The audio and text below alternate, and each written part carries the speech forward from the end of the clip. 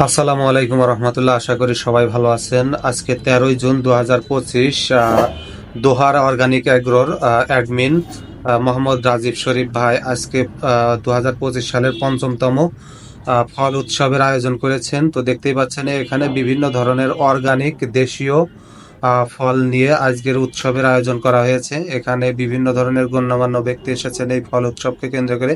এখানে দেখতে পাচ্ছেন অনেক বড় এক ধরনের কলা, যেটাকে G9 কলা বলা হয়। দোহারা অর্গানিক এগ্রোতে চাষ করা হয় বিষমুক্ত ভাবে। তো আপনারা চাইলে এই রাজীব ভাইয়ের কাছ থেকে এই যে ফলের চারাও নিতে পারেন। তো এখানে দেখতে পাচ্ছেন বিভিন্ন ধরনের ফল আনা হয়েছে। তো আজকে এই ফল খাওয়ার মাধ্যমে এই উৎসবের সূচনা করা হবে। তো এই ফল খাওয়া শুরু করার আগে এখানকার এই ফল উৎসবের যে আয়োজক আছেন মোহাম্মদ রাজীব শরীফ ভাই এবং নজরুল ইসলাম স্যার, তো আমরা ওনাদের দুজনের কাছ থেকে কিছু কথা জেনে নেওয়ার চেষ্টা করব। সালাম ভাই, আজকে তো দেখছি আপনি ফলের একবারে সমাহার করে ফেলাইছেন। এই যে এত বড় কলা, এটা কি আসলে এটা আপনার নিজস্ব, এই যে দোহার অর্গানিকের? আমাদের দোহার অর্গানিকের নিজস্ব প্রোডাক্ট, এটা আমার নিজের বাগানে নিজের তত্ত্বাবধানে এই কলা আমাদের বাগান থেকে আসছে। আর এটার জাত হচ্ছে আপনার G9 কলা। এটা আমি প্রথম সংগ্রহ করি হচ্ছে ইন্ডিয়ার থেকে, অনলাইনের মাধ্যমে। কুষ্টিয়ার জীবননগরে আমার এক বন্ধু আছে, ওর মাধ্যমে ও চারা দেয় টিস্যু কালচারে, খুব ছোটো চারা। ওই চারা গত বছর মে মাসে আমি জমিতে রোপণ করি। এরপরে আমার সরাসরি তত্ত্বাবধানে আজকে এই পর্যন্ত এই যে আপনাদের আজকে ফলের এই উৎসবে আমি নিয়ে আসছি যে প্রতি বছর আমরা একটা দোয়ার অর্গানিক এগ্রোর পক্ষ থেকে যারা অর্গানিক এগ্রো শুভানুধ্যায়ী এবং যারা উদ্যোক্তা আছেন তাদের নিয়ে একটা প্রোগ্রাম করি। তো ওই কারণে এই যে ফল উৎসব হিসেবে আজকে আমাদের বাগানের G9 কলাটা নিয়ে আসছি। তো এই কলাগুলো আসলে আপনি যে চাষ করছেন, কেমন মনে করছেন যে সম্ভাবনা কেমন? এটা G9 কলার বাণিজ্যিক সম্ভাবনা অনেক বেশি। অন্যান্য কলার সাথে এর সাইজ আকার বেশি বড় এবং দেখতেও সুন্দর, আর খেতেও মাশাআল্লাহ সুস্বাদু। আর একসাথে পাখি ইতিমধ্যেই আপনার, হ্যাঁ, একসাথে পাখিদের মধ্যেই যারা যারা আমাদের স্থানীয় চাষি আছেন আমাদের কাছ থেকে অনেকে চারা নিয়েছেন। তাতে আপনার মোটামুটি আমি আশাবাদী যে সবাই যদি G9 কলা চাষ করে ভালো। আচ্ছা, এক কথায় চাইলে আপনাদের কাছ থেকে এই G9 কলার হচ্ছে চারা নিতে পারবে। আমার বাগানে এসে সরাসরি দেখে আর টিস্যু কালচার আমার দেখে চারা নিতে পারবে, সরাসরি প্রজেক্টে এসে দেখে চারা নিতে পারবে। ধন্যবাদ ভাই। আসসালামু আলাইকুম স্যার। এই ফল উৎসবে এসে আপনার কেমন লাগছে? আমরা 5 বছর, আজকে পঞ্চম বর্ষে পদার্পণ করলো আমাদের দোহার অর্গানিক এগ্রো, এবং বিগত আজকে এটাতে বোধহয় 5টা উৎসব আমরা করেছি এই পর্যন্ত। তো এবারকার আয়োজনটা আমরা যেভাবে করা উচিত সেভাবে আমরা করতে পারি না। আমাদের অনেকগুলো ফলের ঘাটতি আছে, আনতে পারি নাই। তো আমরা চাচ্ছি এটা সারা দোকানে ছড়িয়ে দিতে। এটা আমাদের অরিজিন যেটা আছে, বিদেশি ফলের দিকে আমরা ঢুকে না পারি। যদি আমরা একটা বিদেশি ফল আনছি, তবে এটা এখন আমাদের দেশীয় ফলের মধ্যেই যে এখানে এখন তো চাষ হয় বাংলাদেশে, এটা অ্যাভেলেবেল হচ্ছে, সেজন্য এটাকে আমরা দেশি হিসেবে গণ্য করছি এখন। যদি পর্যাপ্ত হয় যে কোনো ভাবে স্বল্প খরচ যাবে এটা। জি, তাছাড়া যা আছে সবই আমাদের দেশীয় ফল। যে এগুলো মোটামুটি তো আমাদের সবই দেশীয় ফল। বৈজ্ঞানিক একটা বর্তমানে চিকিৎসা শাস্ত্রে নতুন একটা আসছে যে যেই দেশের যেই ফল সেই দেশের জন্য সেটা মহৎ।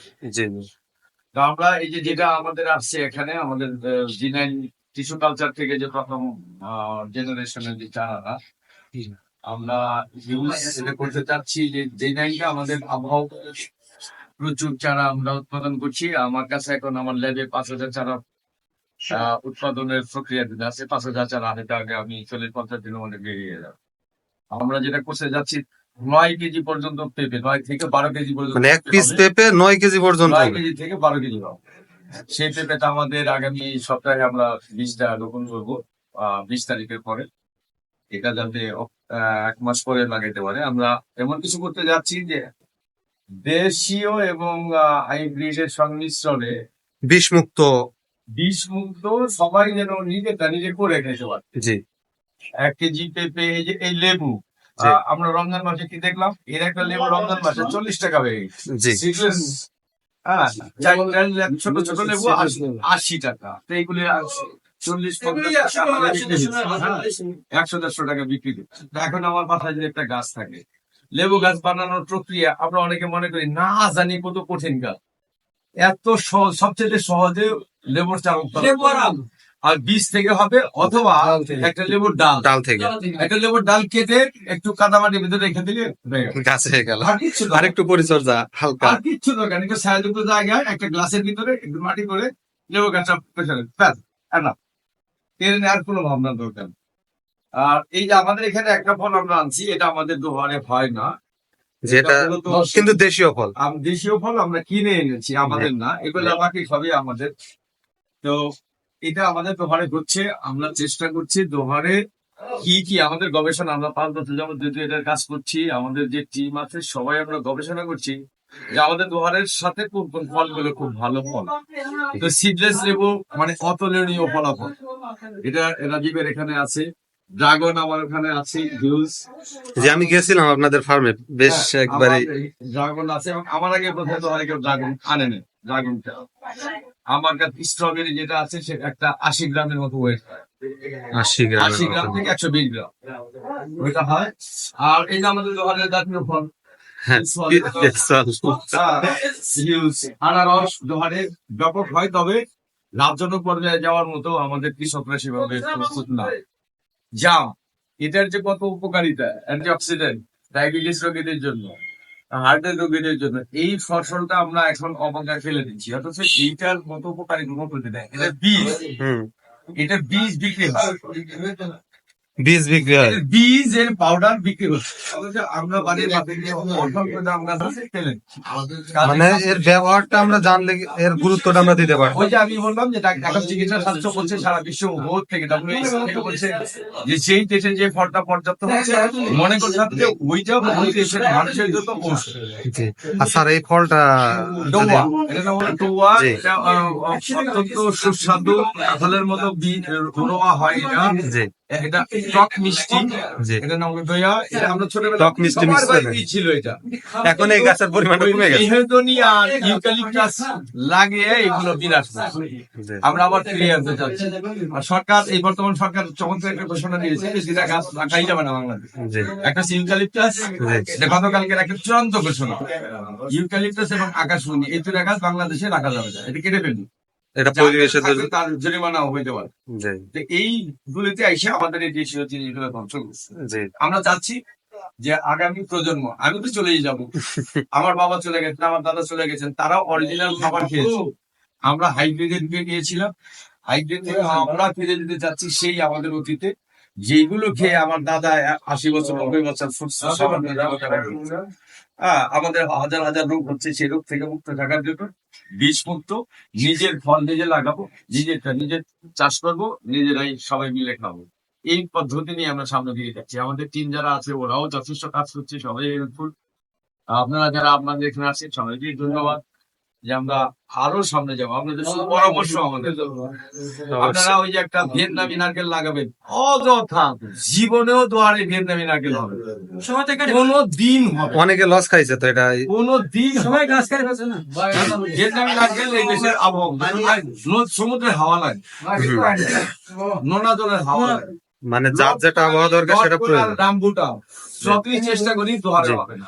এই রামবুটান কিন্তু নরসিংদীতে প্রচুর হবে। কেন হবে? যে এইটার সাথে রামবুটানের একটা সম্পর্ক, ওদের জেনেটিক সম্পর্ক। ওখানে রামবুটান হিউজ হবে, নরসিংদীতে হবে, দোহারে হবে না। মনে রাখতে হবে আমার এলাকায় যেটা হয়, আমার এলাকায় কি হচ্ছে পিস্তল হয়। জি তাহলে আমার এলাকায় যদি আমি প্রচুর লিচু গাছ লাগাই, এই দিনাজপুরের লিচু এনে যদি আমরা লাগে, আমাদের এখানে প্রচুর লিচু হবে, লাভজনক। এটা বলা যায় মেহগনি ফেলে যদি লিচু লাগে, লিচু তো কাছাকাছি একই, মানে জেনারিক একই সেন্ট বলবে। তারপরে এটার আরেকটা নাম আছে লটকট, একটু বড় জি। এর থেকে লঙ্ঘন লঙ্ঘন জি। একটু বড় সাইজের হচ্ছে। ওইটা তো মানে কল্পনাই করা যায়।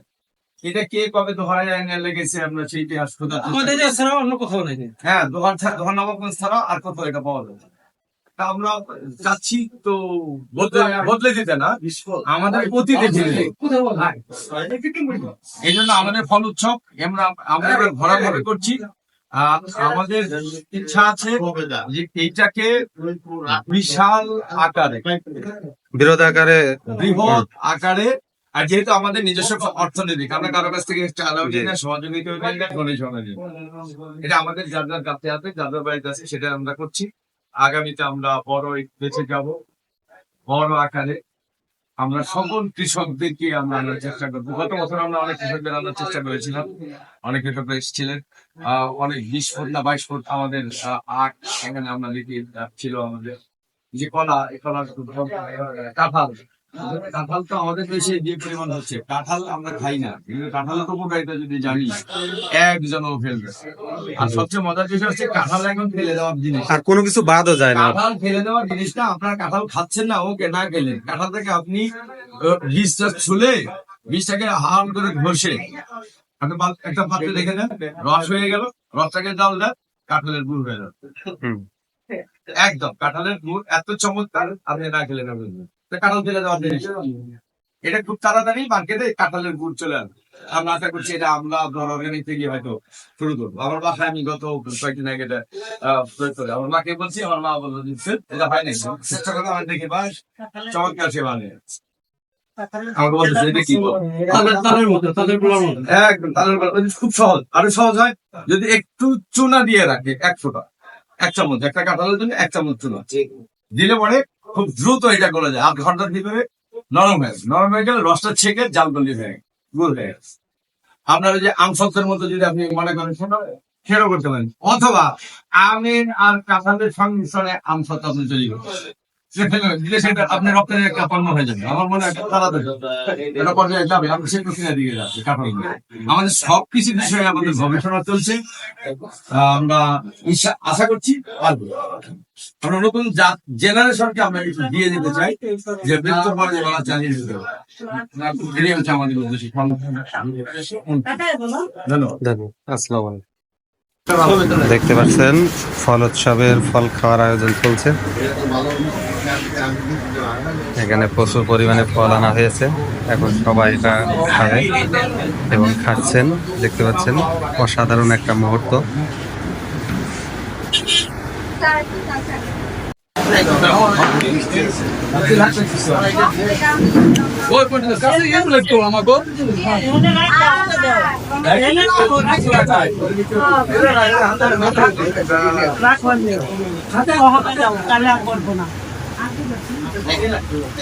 শরবত নেন ভাই, নেন বাদ